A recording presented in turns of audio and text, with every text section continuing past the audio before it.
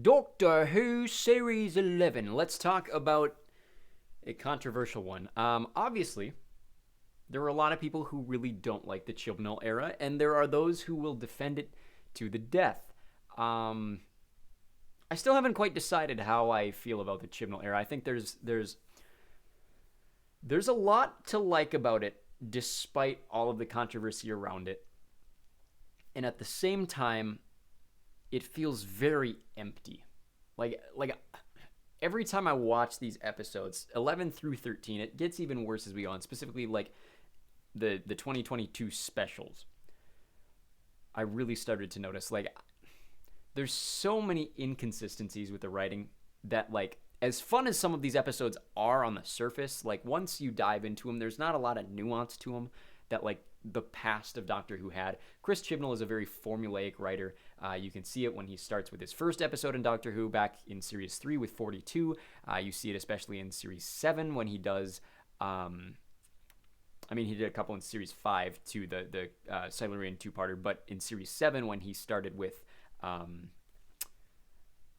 Dinosaurs on a Spaceship and then The Power of Three, he's very formulaic.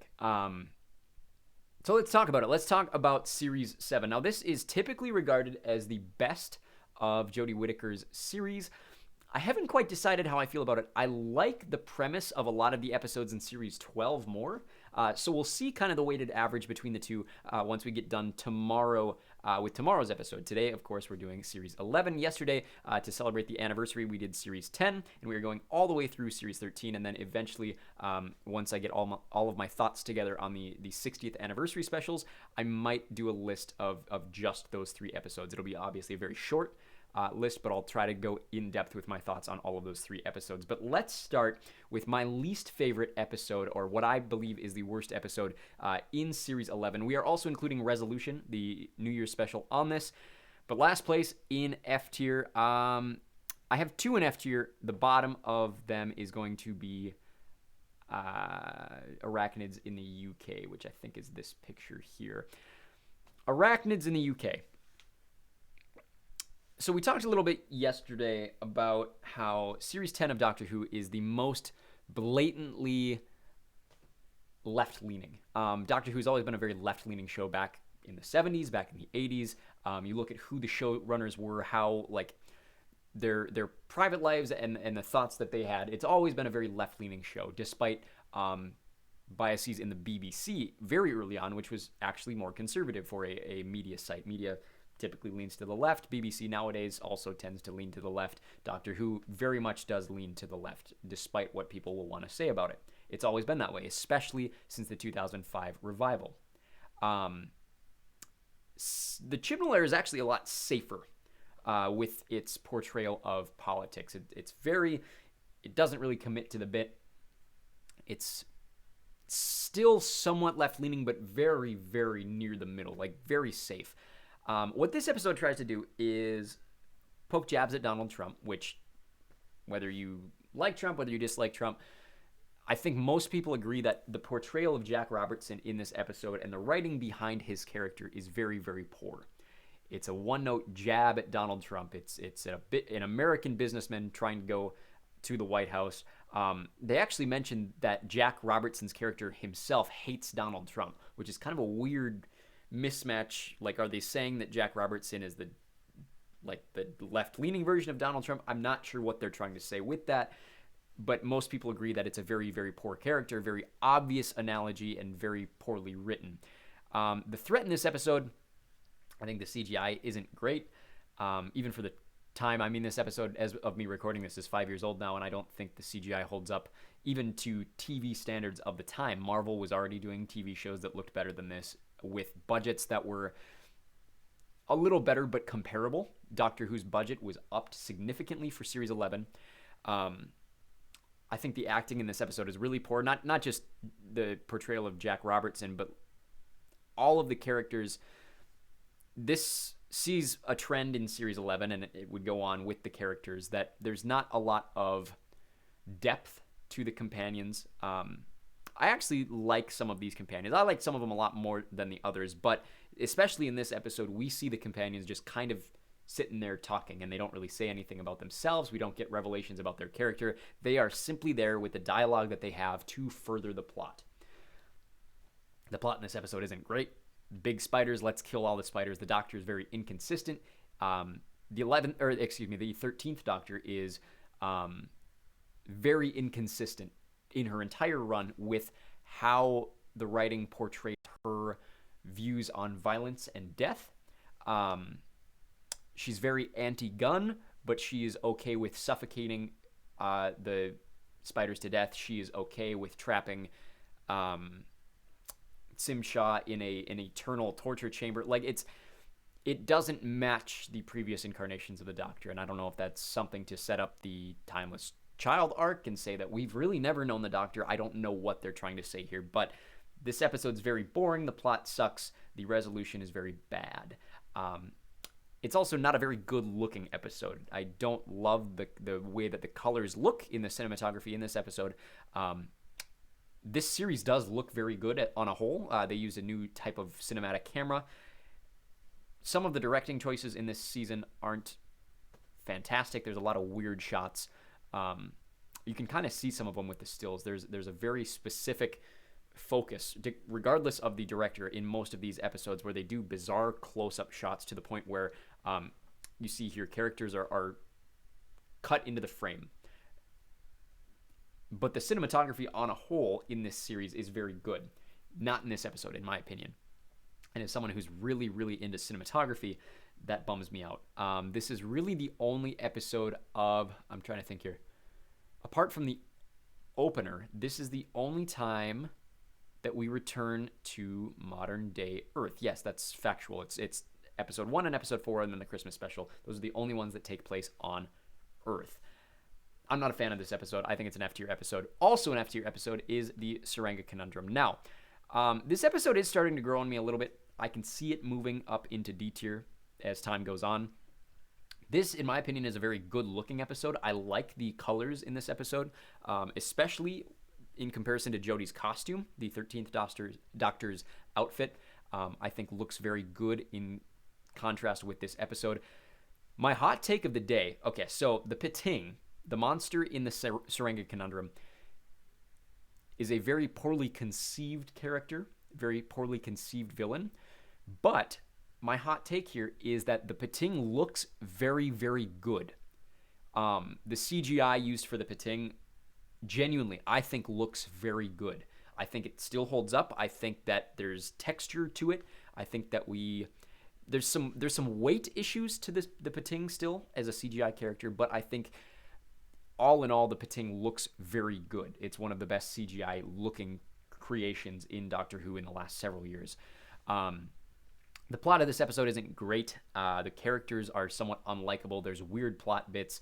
The pregnant man plot bit just like feels like they were trying to set up something like commentary, like social commentary, and they kind of undercut that by using it for cheap laughs, especially the naming the kid Avocado, whatever. It's a very weird plot point. The brother-sister conflict is kind of weird. Just the character portrayals in this episode, I think, are really, really bizarre. Not fleshed out. This, genuinely, if this was a two-parter with more mystery, I could see this script being a lot better than it is, but it's, in my opinion, it's very weak. The resolution is kind of reminiscent of a previous Chibnall episode. And did Chibnall even write the Tsuranga Conundrum? The Tsuranga Conundrum was written by... it was written by Chris Chibnall. There are very, very similar plot beats in this episode to Dinosaurs on a Spaceship, specifically the ending, which I think is something to note, and to me drags down the script, just because it is very, very similar in its resolution to Dinosaurs on a Spaceship. It feels like he kind of ripped his own episode off. So I'm putting it in F tier. Let's move up then to... Let's see, we're in Series 11. Let's move up to D tier. I'm going with the Witchfinders. I know some people who really like the Witchfinders. I don't. I think the color correcting in this episode is done on purpose but it makes it a very ugly episode. It's a very brown episode. It's made to kind of reminisce and almost romanticize the era of witch hunts in England. As an American, of course, we know of all of the witch hunts in the United States with the Puritans. I want to say late 1500s, early 1600s is when most of those took place. This takes place very, very early. Very, very early 1600s. Yeah. So it would line up with that. I had to remember when James I was the King of England. I think the portrayal of James I is very good. History tells us that James I was very flamboyant. There was a running joke. This is history. This isn't in the show. The history with James I is that he was openly bisexual, that he was so effeminate that there was a joke that Elizabeth had been the king and now they had James the queen. And so I think Alan Cummings' portrayal of James as flamboyant and over the top and very grand is historically accurate, is very good. I think Alan Cumming is very good in this episode. I think Jodie Whittaker is actually very likable in this episode. I think the rest of the plot is very poor. They really don't touch that much on the fact that the Doctor is a woman and how that would affect the witch trials. And I think part of that boils down to the person running the witch trials, Becca Savage, in this episode, is herself a woman. And so you get this weird... They set up the 13th Doctor in a witch hunt episode so well for the fact that the Doctor is now a woman and would have to face different social... what's the word I'm looking for? Struggles, social...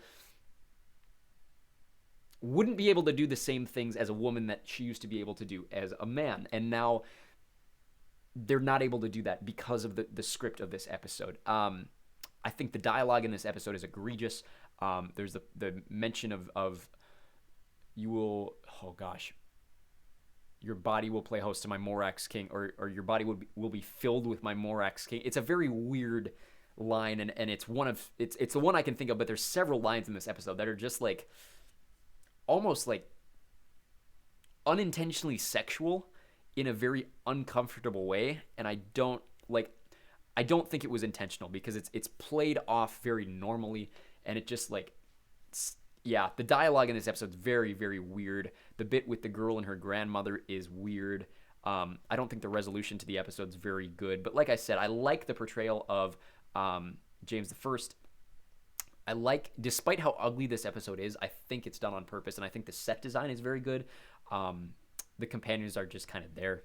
That's the case for most of Series 11 and 12. The TARDIS was too full. That's the problem. The TARDIS had too many characters. It's something that we experienced with the Fifth Doctor's era. It's something that we're experiencing again now. Witchfinders I'm putting in D tier. Let's move up then to Battle of Ranskoor Av Kolos. I actually have above Witchfinders, and I'm kind of second guessing that off the top of my head, but let's keep it for now. Battle of Ranskoor Av Kolos. The episode title's too long, first of all. This is the most tense finale where nothing happens.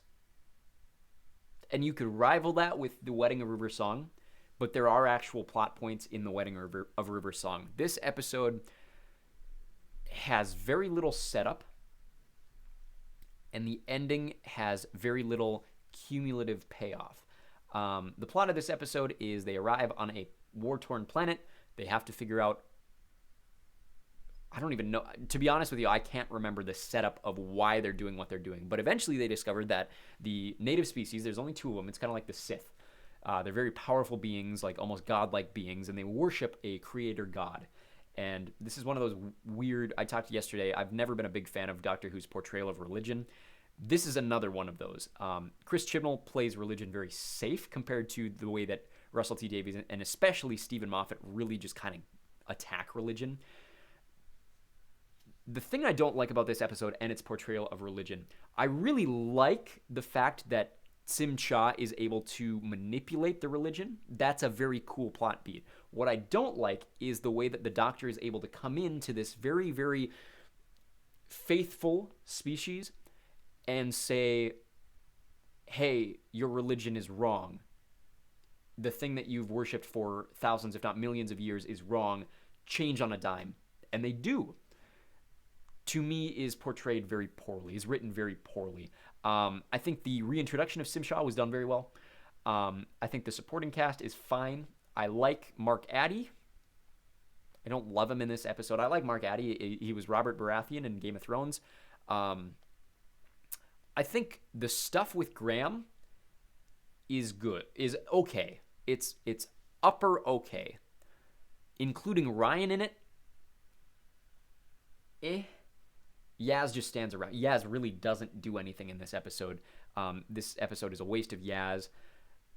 And then, of course, once Graham and Ryan find Simshaw and confront him, then they trap him in eternal torment, and the Doctor is totally fine with it. And Graham is the strongest person I've ever met.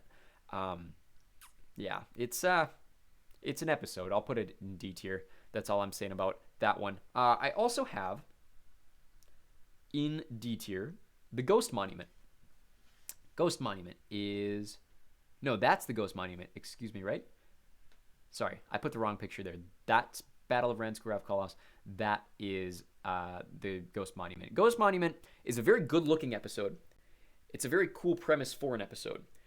They're trapped in space. They get picked up by two rivaling gang characters who are the finalists in an intergalactic space race, right? It reminds me of the Jimmy Neutron episode with the space competition.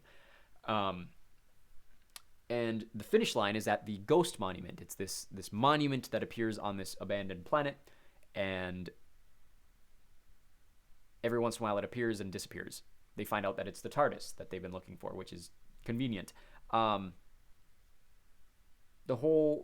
It's kind of a journey episode. They have to encounter all of the different threats of this planet. There's like acidic, poisonous water or something.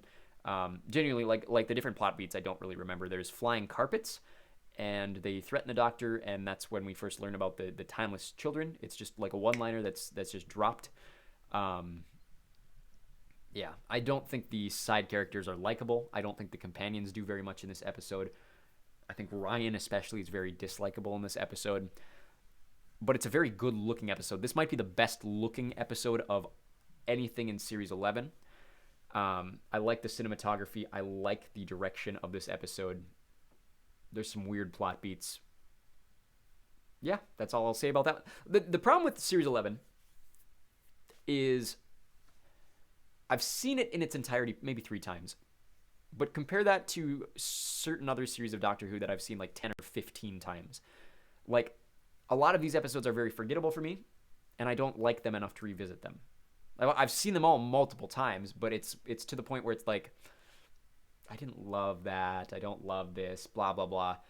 That's like, I forget a lot about the Ghost Monument. It's a very forgettable episode, and that I feel like is a big problem with Series 11, especially for me, which is bizarre to me that most people really like this season. So it's not bizarre that they like it. It's bizarre that people connect with it in a way that I just physically can't. Like, even if I put my mind to it, it's hard for me to go in and watch these with, like, looking for something that's not there. Does that make any sense? I'm being overly harsh to this series, but let's move up to C tier. Woman Who Fell to Earth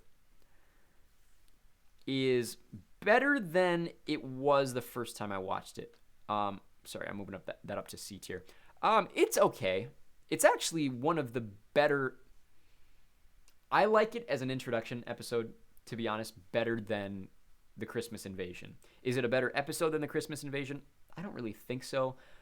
But does it do introductions to the characters better? Certain ones, yes. The Doctor, I think so. I think the 13th Doctor is introduced very well. She's very manic.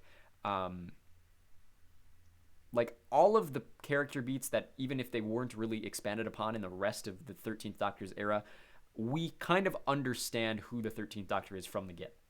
Now, that's not saying that there's that much character development going on throughout the series. To me, there isn't.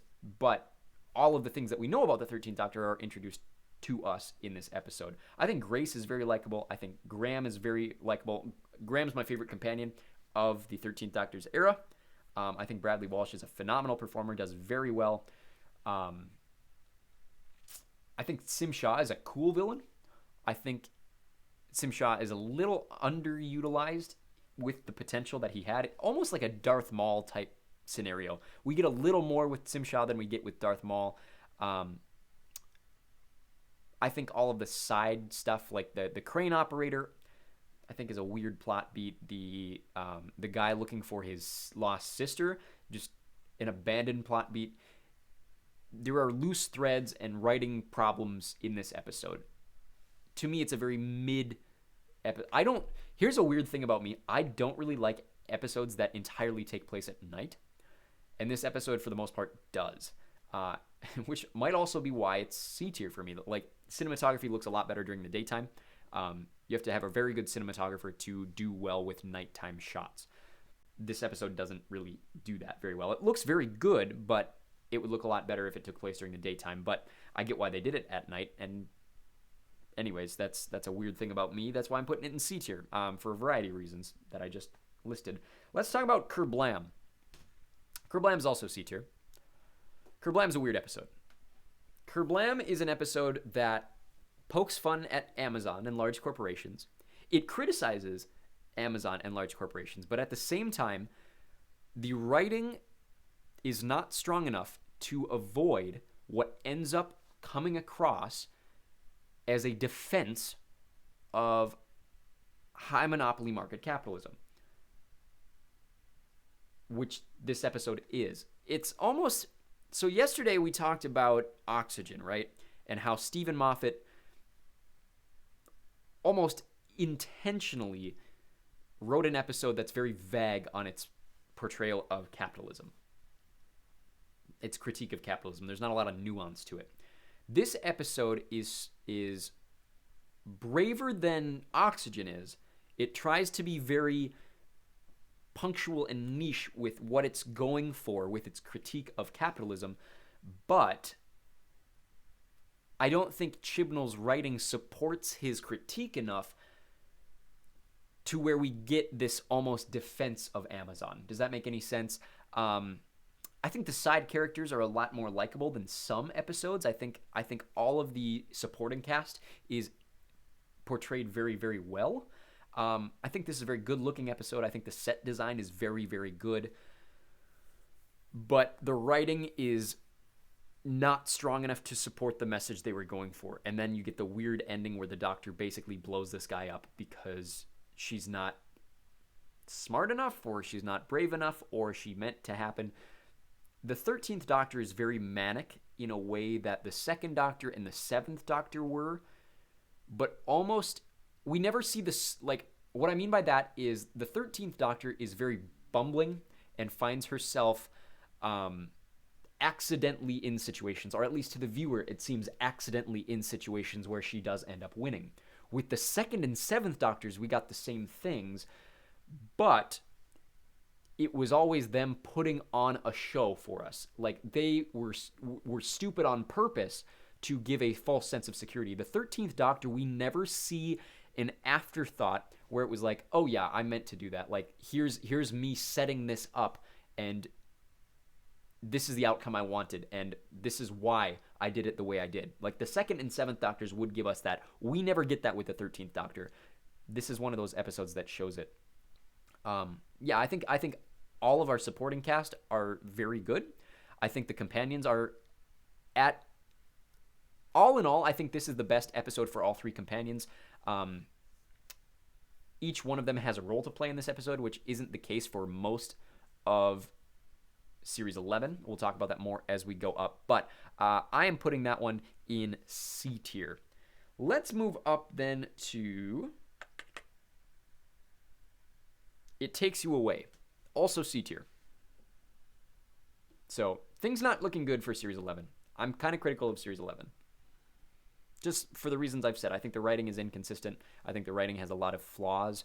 And it's also not that long of a season. So, by comparison, like, this wouldn't be a terrible start necessarily for any of the previous seasons that had 12 or 13 episodes. But the fact that we really only have 10, 11, including the Christmas special, like, it's not good. We only have 3 more episodes to rank, and so far, the majority of them are mid-tier or below. It takes you away. I'm Norwegian. Like, if I turned my camera, you'd see a Norwegian flag on my wall. So I love anything that has to do with Norway. The fact that this takes place in Norway makes me very happy. Let me take a sip real quick, and I'll dive in my thoughts.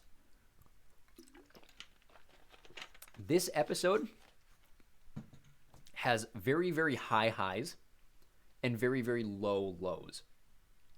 There are weird writing quirks in this episode. There's the part where the doctor... This is a point that's been made before. I want to say it was Jay Exey who made this point, but they said, like... So the Doctor has done this thing before. It's not a new thing started with the 13th Doctor. I think the 10th Doctor was the one Jay Exey pointed out. But, like, the 10th Doctor was able to just, like, taste the air or like recognize where they were based on sense in a way that humans necessarily wouldn't. In this episode, the 13th Doctor picks up the ground, like eats some dirt and says, here's where we are, blah, blah, blah. But instead of stopping there and just kind of leaving it this very like alien mystique, like points out, oh, there's a shop that far away. There's a this that far away. And then there's the little bit about the sheep being there and the Doctor freaking out about like this sheep rebellion that's going to happen on Earth in the future. Something that we've never seen before, something that's never been brought up, and it's completely dropped. And like it's a weird plot bit. I, for the most part, like all the stuff with Hannah and her dad. I don't think the portrayal of Hannah is done very well. I think that the actress is not a very good actress, to be honest with you. I think I don't know if the actress is actually Norwegian. Let me find It Takes You Away. Ellie Walwork. Using that name, I'm going to guess that she is not Scandinavian. And this is me assuming that she's putting on an accent. The accent is not very good. That's my assumption. If I'm wrong, then I'm wrong, and she just has a natural accent that I don't think is very convincing. But I think her Norwegian accent is very poor. I say as someone with family who have very, very strong Norwegian accents. We get the weird in-between dimension, the stuff with the flesh-eating moths and like all of the stuff in there. That's very weird. It doesn't really go anywhere. It doesn't really mean anything. It just serves as some kind of threat. There's not really a threat in this episode until the very, very end. And then we get to the mirror world. I think all of the stuff with Graham is very good. I think the stuff with Ryan had potential. We understand that like Ryan's dad left him, and so he would very obviously see this situation as a mirror, for lack of a better term, a mirror of his own situation. And what I wish they did is, instead of having that with him, or even if they would have developed that further, what I wish they would have had is him and Graham talk more about Grace. Like maybe Graham is the only person to see Grace, but Ryan witnesses Graham's reaction, and that affects their relationship, sort of thing. Like sets up the grandfather arc that's resolved at the end of this series. Yaz really doesn't do anything. She's kind of there for plot convenience, or just because she has to be as a companion. She doesn't really do anything. And then we get the ending with the frog. It's a weird scene. It's a very good scene dialogue-wise. However, given the fact that the Doctor is talking to a frog with the voice of Grace, this is where the episode just kind of goes off the rails.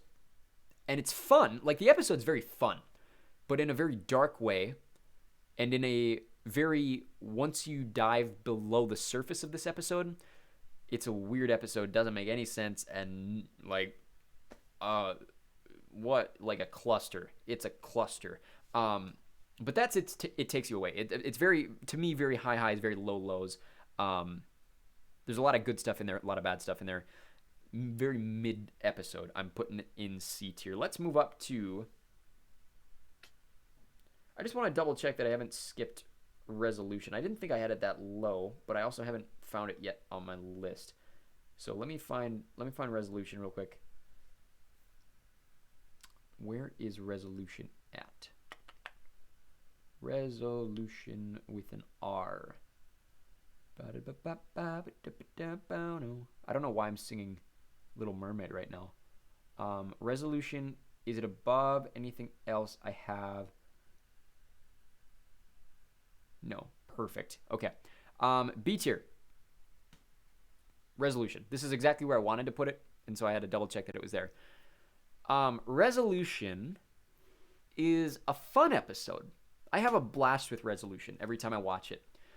It changes the lore of the Daleks, which I'm not a huge fan of, but I think the Dalek in this episode looks really good, and I think that the Dalek is utilized very well. But like I said, the character in this episode that is the main antagonist didn't have to be a Dalek. If you made it a different creature, you wouldn't lose anything, because what they make the Dalek do in this episode isn't something we've ever seen a Dalek do. It's not something that we knew the Daleks could do. It basically rewrites the lore of the Daleks, where they're able to mind control someone by just latching onto them. It's a little bit of a weird plot point. I think the performances in this episode are very good. I think the stuff with Ryan's dad is also very good. It's great that they finally addressed it. I think it has a satisfying payoff. There's enough time given to it where I think that it is a complete arc. I think, like I said, performances in this episode, very good.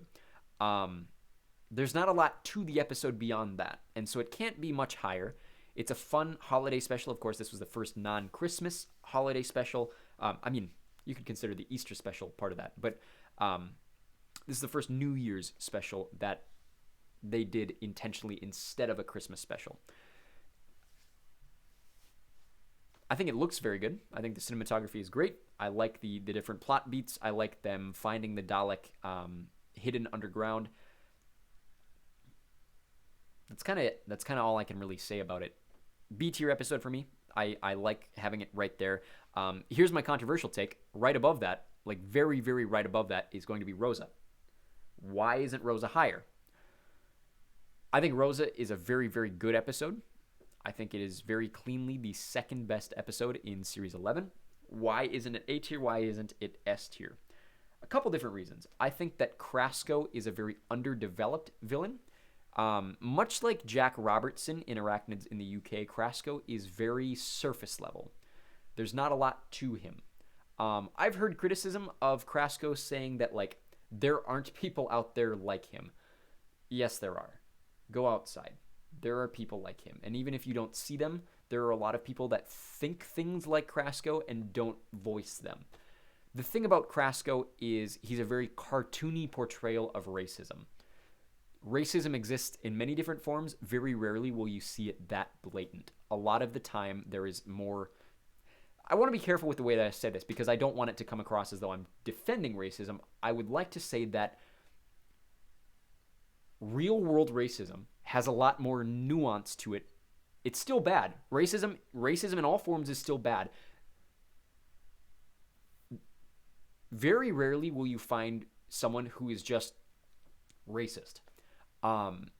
Without a nuance to it, without here's the way I grew up, here's why I believe the things I do, here's why I'm not changing the reasons I am, here's my personality that makes me stubborn to try to change my own ways. Racism takes many forms. Racism has a lot of nuance to it. This episode doesn't portray racism with nuance. One thing I think it does very well is portray the 1950s aesthetic. Everything apart from Krasko, so like all of the casual racism that exists in the 1950s Alabama setting, I think is portrayed very well. There is nuance to that. There is nuance to the casualness, just the very, like, that's how it was. Like, people didn't care because they existed in a world that was nuanced. Even if you weren't yourself racist, the system was in place so that you would allow it to happen. We see that in this episode. I think some of the responses to racism is very weird.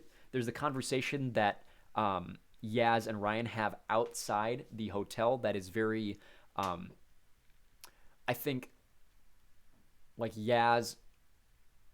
Ryan talks about the fact that he and his like black friends are pulled over a lot more than their white friends, and instead of Yaz saying something along the lines of defending the police or just like, or even agreeing with Ryan, like she says something along the lines of, yeah, well, I get called dirty names because I'm brown too. Like it's very safe. Does that make any sense? Like neither character, Ryan sets it up, but Yaz really doesn't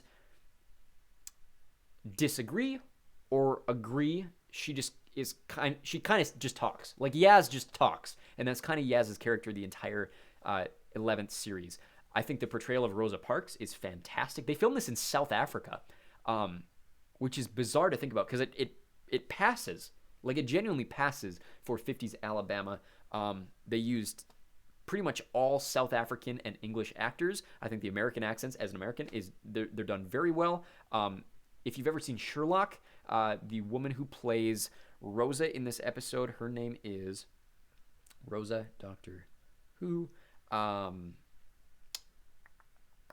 portrayed by Vinette Robinson. She plays her character in Sherlock is called. She's one of the main detectives. She's the black female detective. Her name is, trying to find it here.